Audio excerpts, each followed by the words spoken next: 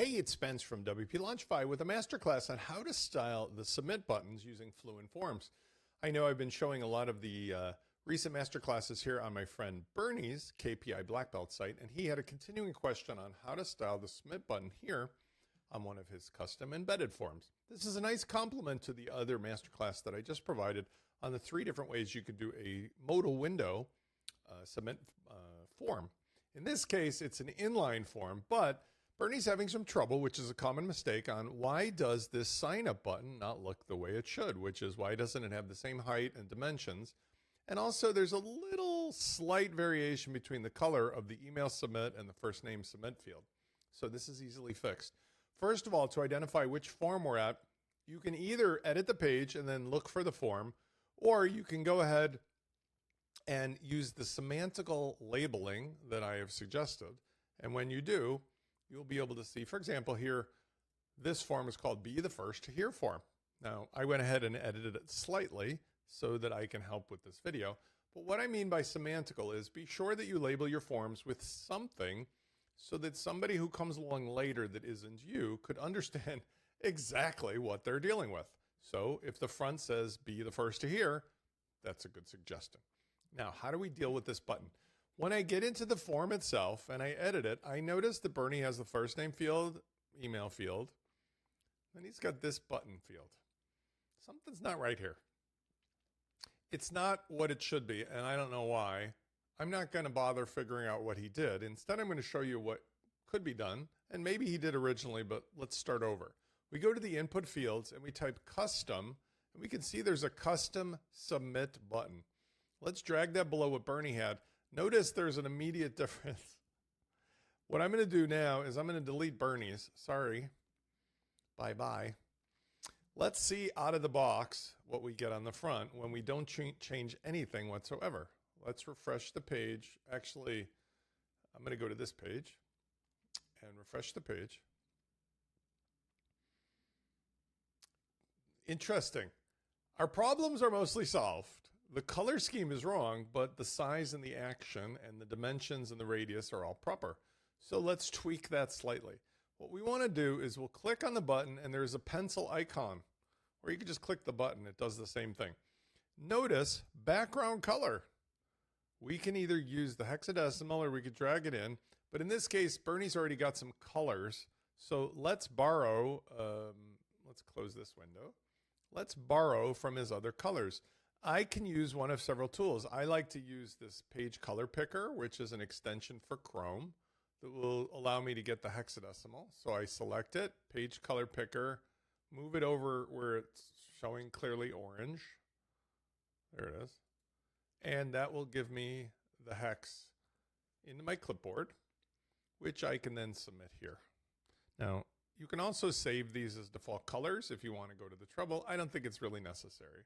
Just paste it twice. Okay, now the submit, maybe he wanted to say something else. I forgot what he had said, but you could just change the wording here, right? So submit now. You could change the style of the font and do other things as well, like border radius. I actually think the border radius is pretty close to what it is on the rest. You could change the size. That looks pretty nice. And the content alignment, for example, if you had some other things.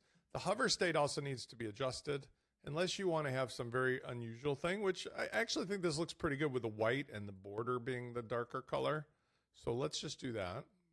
And Bernie can change that later if he wants to. Thank you, Bernie, for letting me use your site. So now we have the rollover behavior, the size, the radius. Looks pretty good. Let's just save this and see what it looks like. And that says success. So we refresh the page. And looking pretty good. Pretty good. Calling the ghost of Larry David. Now, what do we do about the actual fields? Well, this is the same thing. There's some slight differences in the default fields placeholder values. Let's use our inspector tool. We right click.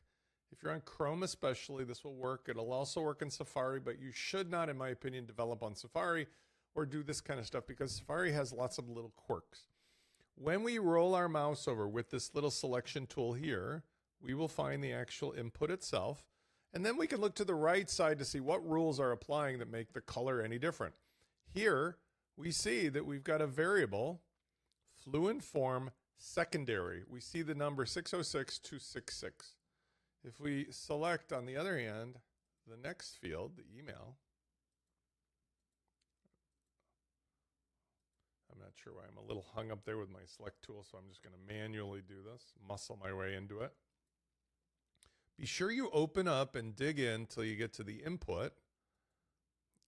And then what we're going to look for is maybe there is not a color. There is a color here, but notice this is a color palette that is using the style from our global, which is a 3E4C9.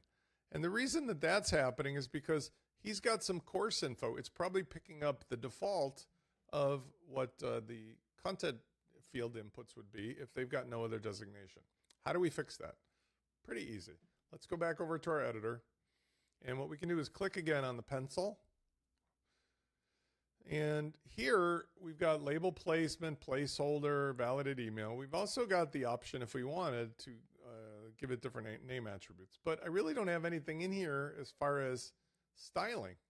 So one thing one could do is you could add a class to match up with the class that's already styled for the first field. That would make them aligned. Another way of dealing with it is to actually go over here to Preview and Design. And this is WYSIWYG versus CSS. Here, I have some controls that are available to me for input and text areas as well as for placeholders, right? So here, there's no placeholder color designated. I could go with some kind of cool gray color. I don't work in RGBA, I work in hex. So if we go back over here, depending on which one we wanted, we can go with one of the existing colors or just pick something. So let's just go with our selection tool again. My video is making this difficult. That's what's causing it. So I'll just manually select it. I believe it was that 606 number.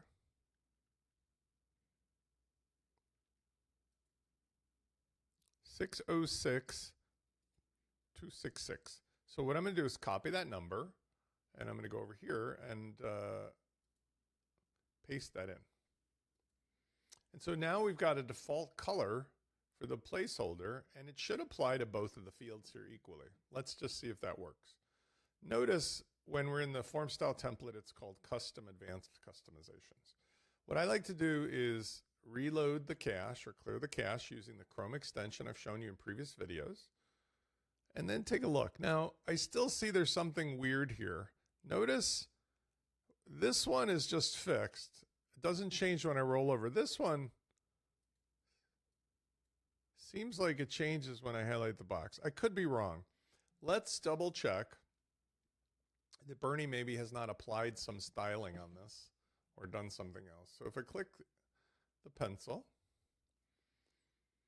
notice he has the names attribute, which is not a problem, but I think that what's happening is that the names attribute is maybe applying some of the style.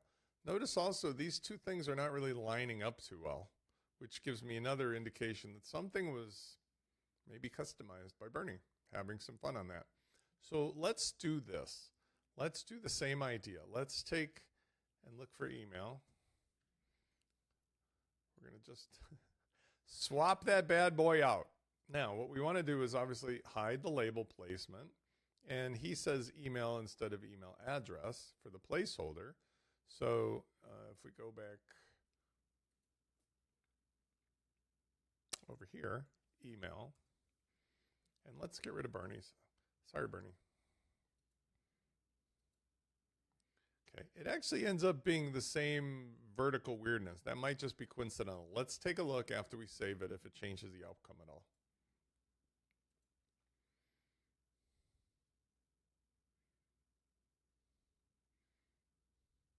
It's very subtle, but I still see that there is a difference.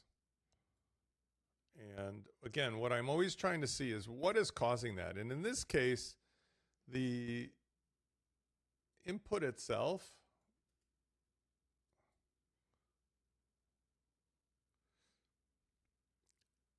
has a special class, form control, and a different ID. If we took this class applied it to make sure it's on both.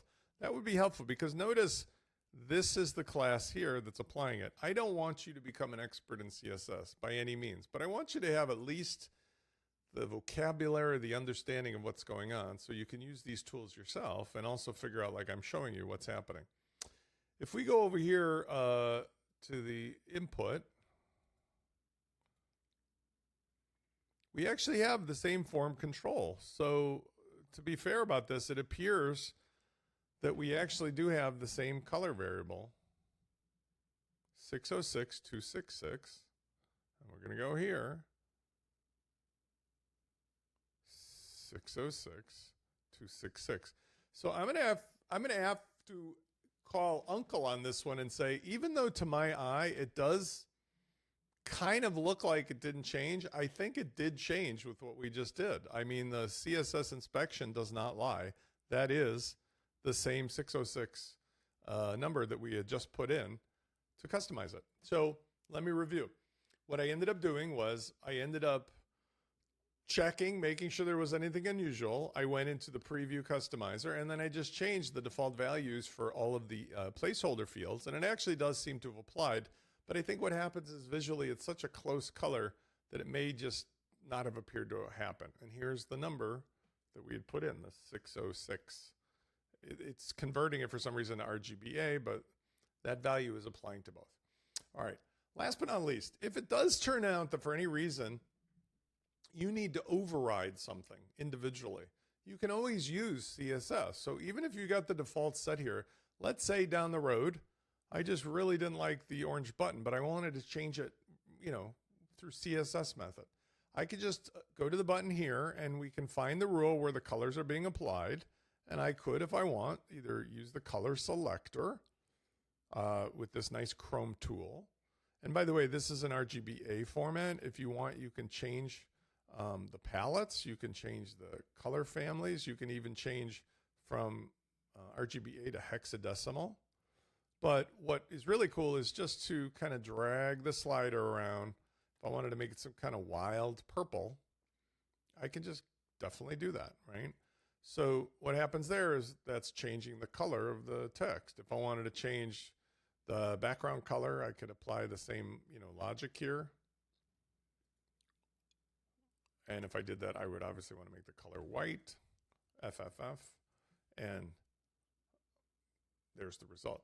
This rule, if I changed it with CSS, could go in the global CSS rules of the theme under customizer, appearance, additional CSS, but I suggest you'd rather put it inside of the form itself because Fluent has given us inside of each form a settings and integrations area for custom CSS. Notice if I go on the very same form, just this form under custom CSS, I can now apply a CSS-based rule here. Why would I do that? Well, this is a way that you could make either globally for the site, all buttons that match with this rule, or this particular form. Notice it says form 15. You can apply it very granularly into one form or the other.